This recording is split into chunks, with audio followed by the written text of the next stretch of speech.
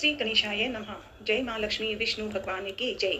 जय माँ पार्वती भोलेनाथ की जय। जय माँ सरस्वती। आज रविवार है। मनन प्रार्थना। ओम सूर्याय नमः, ओम सूर्याय नमः, ओम सूर्याय नमः। पहले श्री रामचरितमानस में कितनी खुशियों की बातें हुई। राम और लक्ष्मण विश्वामित्र जी के साथ वन में गए, ताड़का मारी गई, फिर आगे बढ़े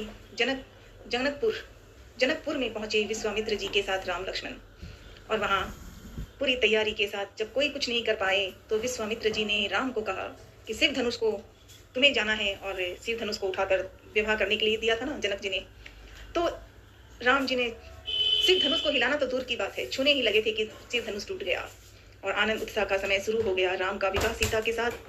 लक्ष्मण जी आए, लक्ष्मण जी के साथ चारों भाइयों का विवाह जनकपुर में ही हुआ। बहुत खुशी आनंद उत्साह हुआ, काफी लंबा समय बीता, क्योंकि भाई विवाह है, आनंद उत्साह था।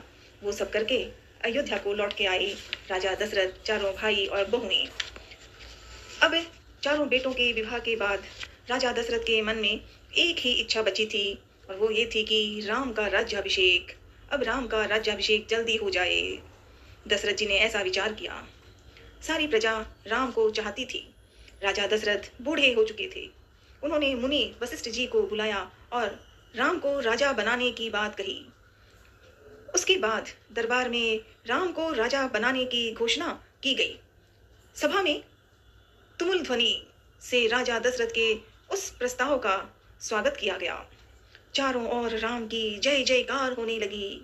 राजा दशरथ को यह जानकर काफी संतोष हुआ कि प्रजा राम को राजा बनाए जाने के में से काफी खुश हो रही हैं। उन्होंने इच्छा व्यक्त की कि कल ही सुबह राम का राज्याभिषेक कर दिया जाए। यह खबर पूरे नगर में फैल गई और राम के राज्याभिषेक की तैयारियां होने लगी।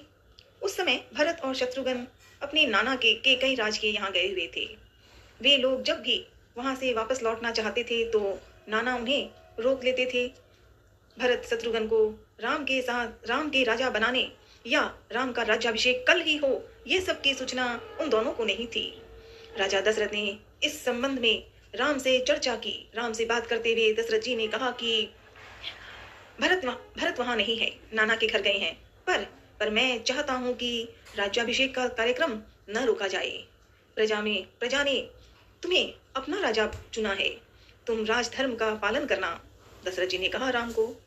उसी वक्त अब एक तरफ तो राजा दशरथ के लिए खुशियों का भंडार था कि वशिष्ठ जी ने भी कह दिया राम का राज्याभिषेक होना अच्छी बात है।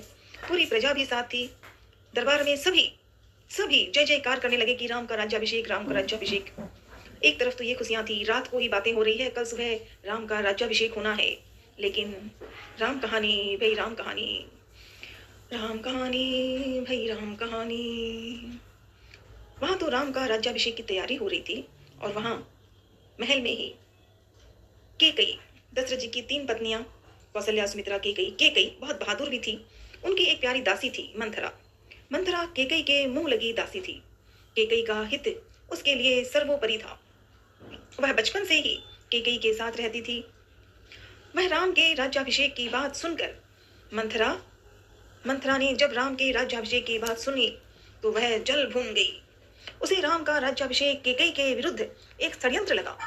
वह क्रोध में केकई के कक्ष में पहुंची। मंथरा वहां पहुंची जहां केकई रह रही थी, सो रही थी। केकई उस समय सो रही थी। वह कक्ष में पहुंचते ही बोली, अरे मेरी मूर्ख रानी, मंथरा कह रही है क्योंकि मंथरा केकई के साथ ऐसा रिश्ता ही था, अपनापन। मंथरा ने कहा, अरे मेरी मूर्ख रानी, उठ, तेरे ऊपर भयानक विपदा आने वाली है। तो केकई को मंथरा की बात समझ में नहीं आई। केकई ने मंथरा से पूछा कि बात क्या है, सब कुछ कुशल तो है ना?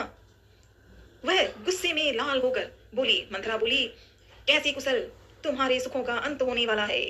महाराज दशरथ ने कल सुबह राम का राज्याभिषेक करने का निर्णय लिया है। मंथरा ने जब ऐसे कहा तो केकई उसकी यह बात सुनकर खुश हो गई और अपने गले का हार उतारकर मंथरा को दे दिया। मंथरा ने वह हार को दूर फेंक दिया और बोली, मंथरा, तुम्हारी मति मारी गई है। भरत को जानबूझकर ननिहाल भेज दिया गया है और कल राम का राज्याभिषेक है। यह षड्यंत्र नहीं तो और क्या है? केकई का स्वर तेज हो गया, क्योंकि केकई बहुत प्यार करती थी चारों भाइयों से, राम, लक्ष्मण, भरत, शत्रुघ्न। वो सिर्फ भरत की ही मां नहीं, वो चारों में प्यार था। लेकिन तो मंथरा ने जो जो बातें कही तो केकई ने गुस्सा किया। केकई का स्वर तेज हो गया। वह मंथरा को डांटती हुई बोली, राम के प्रति मेरा अगाध स्नेह है, राम के प्रति मेरा अगाध स्नेह है। वे मुझे माँ के समान मानते हैं। राज ज्येष्ठ पुत्र को मिलता है। अब मंथरा, केकई ने जब ऐसे कहा तो अब मंथरा रानी के पलंग पर बैठ गई और बोली, तुम बहुत भोली हो, तुम्हें दुख की जगह प्रसन्नता हो रही है। अगर राम राजा बने तो तुम कौशल्या की दासी बनकर रह जाओगी।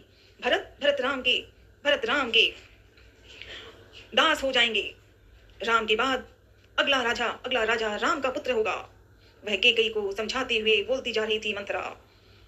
वह और कहने लगी, मंथरा ने केकई को कहा कि अगर राम राजा बने तो वे भरत को देश निकाला दे देंगे। इस तिरस्कार से भरत की रक्षा करो। मंथरा ने इस प्रकार केकई को कहा।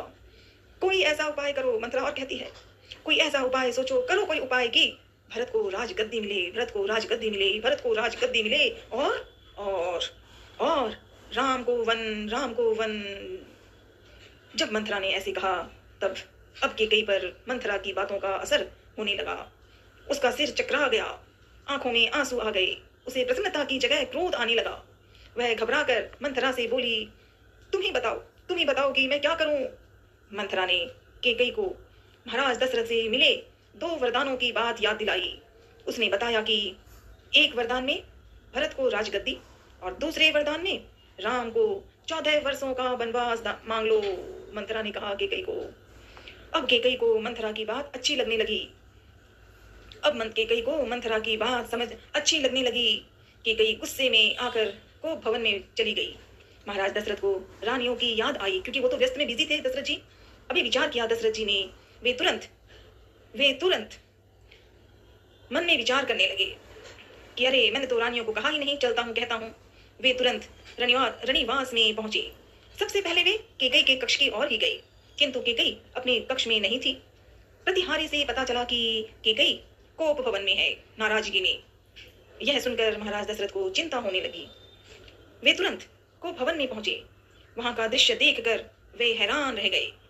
उन्होंने केकई को जिस रूप में देखा, दशरथ जी के मन में बड़े अजीब से सवाल हुए। हैरान हो गया उनका मन कि क्या बात है। उन्हें कुछ समझ में नहीं आ रहा था। महाराज दशरथ ने केकई से पूछा कि तुम्हें क्या दुख है, तुम अस्वस्थ हो? अगर अस्वस्थ हो तो राजवैद्य को बुलाया जाए। दशरथ जी ने ये सब पूछा कहा, पर कोई उत्तर नहीं मिला। केकई रोती रही। दशरथ जी केकई से बोले कि तुम मेरी सबसे प्रिय रानी हो, मैं तुम्हें प्रसन्न देखना चाहता हूँ, किंतु कुछ भी उत्तर नहीं मिला। अब राजा दशरथ भूमि पर बैठ गए, विनती करते हुए रहे। केकई ने कहा कि हाँ मैं बीमार हूँ, मैं अपनी बीमारी के बारे में आपको बताऊंगी, लेकिन पहले मुझे एक वचन दें कि जो मैं मांगूंगी उसे आप पूरा करेंगे। केकई ने जब ऐसे कहा तो राजा दशरथ जी ने तत्काल हामी भर दी। उन्होंने राम की सौगंध खाकर वचन पूरा करने को कहा। राजा दशरथ ने राम की सौगंध ली तो केकई उठकर बैठ गई और केकई बोली, आप मुझे वह 2 वरदान दें जो वर्षों पहले आपने रणभूमि में देने का संकल्प लिया था। मेरा पहला, अपने आप कह रही है, केकई कहती जा रही है, मेरा पहला वरदान भरत को राजगद्दी और दूसरा वरदान राम को 14 वर्ष का वनवास। राजा दशरथ का चेहरा सफेद पड़ गया। वे अवाक रह गए। उनका सिर चकराने लगा और मूर्छित होकर गिर पड़े दशरथ जी। कुछ देर बाद, बेहोश होते जब होश आते हैं तो कुछ देर बाद राजा को होश आया। वे बड़े कातर भाव से केकई से बोले कि यह तुम क्या कह रही हो। वे बार केकई की मांग को अस्वीकार करते रहे। दशरथ जी अस्वीकार कर दिया, पर केकई ने कुछ नहीं कहा। तब दशरथ जी बेहोश होते हैं, होश आता है, तब केकई ने अंतिम हथियार चलाया। सीता केकई ने कहा अपने वचन से हटना रघुकुल का अनादर है। केकई ने कहा, अगर आप वरदान नहीं देंगे तो मैं विष खाकर आत्महत्या कर लूंगी। केकई ने ये कहा। यह कलंक, केकई और कहती है, यह कलंक आपके माथे होगा। राजा दशरथ यह सुन नहीं सके, बेहोश हो गए, गिर पड़े। वे बेहोश होकर बेसुध पड़े रहे। बीच बीच में होश आता, फिर बेहोश हो जाते। वे रात भर कैकेयी के सामने गिड़गिड़ाते रहे, डराते रहे, विनती करते रहे, धमकाते रहे। पर कैकेयी टस से मस नहीं हुई, कुछ सुनना नहीं चाहती। कैकेयी भूल गई वो कैकेयी, वो जो राम कथा है। दशरथ जी के 3 रानियां, कौशल्या, सुमित्रा, कैकेयी, इतना प्यारा रिश्ता, चारों बच्चों की 3 माताएं साथ। आज सब कुछ बदल गया। श्री रामचरितमानस को पढ़ने से जीवन क्या है, क्या होता है, कैसे गलत भी हो जाता है और कोशिश करने पर भी जीवन में दुख और दुख आ जाता है, वो दशरथ जी की कथाओं में आया। कहाँ दशरथ जी अयोध्या के राजा कितने आनंद मंगल के साथ सबकी सेवा करते थे। अयोध्या नगरी की सेवा। उम्र हुई, बुढ़ापा सा लगने लगा तो याद आया मेरे संतान नहीं। दशरथ जी ने सोचा मेरे संतान नहीं। ऋषि वशिष्ठ मुनि जी से बात करके पुत्रेष्टि यज्ञ हुआ, 4 बच्चों का जन्म हुआ, आनंद उत्साह हुआ। जनकपुर पहुंचकर चारों भाइयों का विवाह हुआ। सब कुछ अच्छा ही अच्छा था। खुश हो गए थे दशरथ जी। जनकपुर में विवाह करके लाने के बाद राम का राज्याभिषेक का सपना देखा और तुरंत कि आज का आज ही निश्चय कर लूं और कल सुबह राम का राज्याभिषेक करूंगा, हो जाए बस। और सब तैयार हो गए तो खुशियां छा गई हर ओर कि कल सुबह राम का राज्याभिषेक होगा, राम का राज्याभिषेक होगा। लेकिन कैसे कह सकते हैं कि जीवन में कैसा हो सकता है, जहाँ खुशियां है वहां दुखों का भंडार भी भर जाता है। कैसे कैकेयी की दासी थी मंथरा। अब चाहे मंथरा की गलती हो या कैकेयी की, जीवन का अर्थ तो अच्छे से अच्छा दिन बुरा हो जाता है। कैकेयी ने क्या मंथरा से बातें की, क्या मंथरा ने कैकेयी को कहा, पर अयोध्या नगरी में अंधकार छा गया। ऐसी दुखान। ओम नमः शिवाय, ओम नमः शिवाय, ओम नमः शिवाय। कल और पढ़ेंगे कि 2 वरदान कैसे मांगे कैकेयी ने कि राजा दशरथ बेहोश होकर गिर पड़ रहे हैं। ओम नमः शिवाय, ओम नमः शिवाय, ओम नमः शिवाय। हरे हरे महादेव।